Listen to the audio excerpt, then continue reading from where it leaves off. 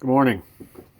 In honor of my 100th video since I've been doing this in August, I started August 1st. Figured I'd break it up a little bit and go with go to a back in the lab segment.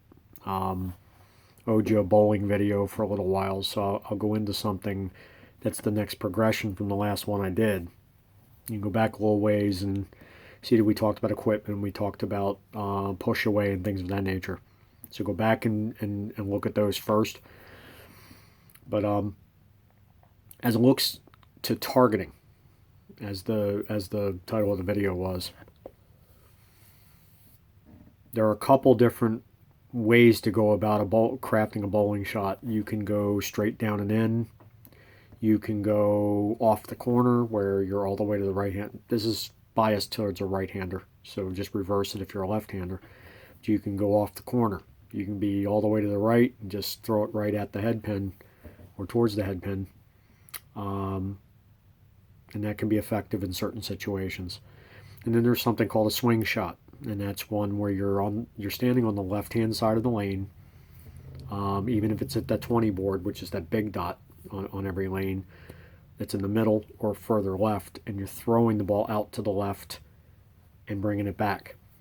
Now, why does somebody do that?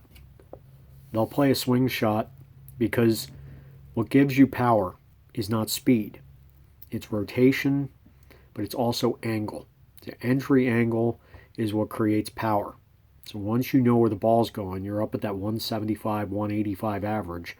You're making your spares because they're predictably 1 or 2 pin spares, and you're fairly accurate. You know where the ball's going. Then you need to look at entry angle. So entry angle can be where you're throwing it out, and then the ball flips over a little bit and starts revving towards the pocket. So it goes up the hill and then down the hill, and it comes in at a severe angle. Now sometimes the angle can be too much, but if you can get that angle into that sweet spot, you're going to strike an extra 1, maybe 1.5 times a game, and that's enough to get you into the 200s. And then when you're getting to 2 to maybe 3 extra a game, you're at the professional ranks. You're looking at 215, 225, something like that on average, and it's doable if you're making your spares and you're throwing 4 to 5 strikes a game. You're there. You're there. So how do you do this? Well, what you do if you're a beginner is you take the arrows. You have 3 arrows on the right, you have 3 arrows on the left, and you have a center arrow, right? So there's 7 of them. So you pick one and you walk to a point that's 5 board, and the arrows are 5 boards apart, which is 5 inches. Okay, so what you do is you set your middle of your body, to go to 5 boards to the left of where you want the ball to go, and you stay in that, and you stay parallel in that track.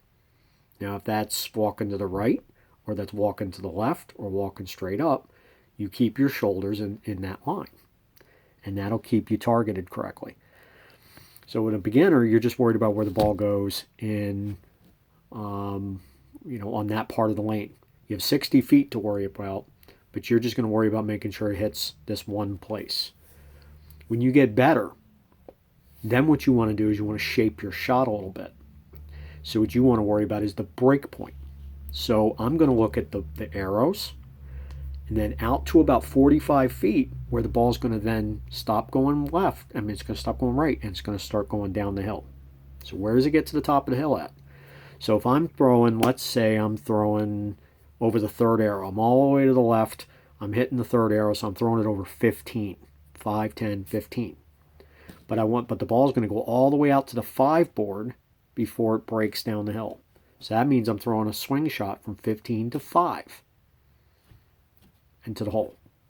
So then you're not just hitting a point on the lane, you're throwing it on a line. This helps you to get that angle, number one. Number two, what it also does is it's a diagnostic for you. If the ball breaks early, you did something in your release. If the ball breaks late, you did something in your release. And if your release is solid, maybe the lanes are changing. Maybe the oil is going down the lane a little bit, and you're going to get a later break. So then what can you do? Then you can adjust. You can actually go back on the approach if you need it to break earlier. You can go up on the approach a few inches, and it'll break a little bit later. And believe it or not, inches create miles. Okay, you're 60 feet away, so an inch here, an inch there are going to make huge differences. So there's ways to shape that shot, and it helps you to know if you're hitting the right break point, and it's at the same part of the lane, and it's predictable. It's like a three-dimensional view versus a two-dimensional view. You're just going over the third arrow, or the second arrow, or wherever you're targeting, and that's it, and you're hoping it goes there. But when you do a three-dimensional view, where you're actually shaping the shot all the way out to the 45th foot, and then letting it run down the hill the last 15, letting that big dog eat, that's where you get to the 200 average. That's where you get to the 210 to the 220. But you have to get to that level where you've mastered hitting that second arrow first.